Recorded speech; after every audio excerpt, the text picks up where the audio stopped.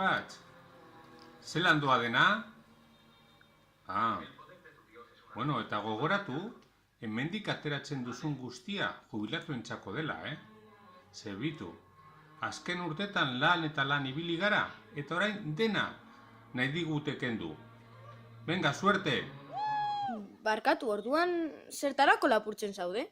Nire erdiko jubilatuak egoera larrian daude, pentsio minimo jasotzen, eta diru hau beraintzako da.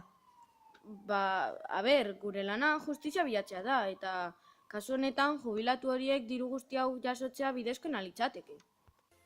First I was afraid, I was petrified, kept thinking I could never live without you by my side.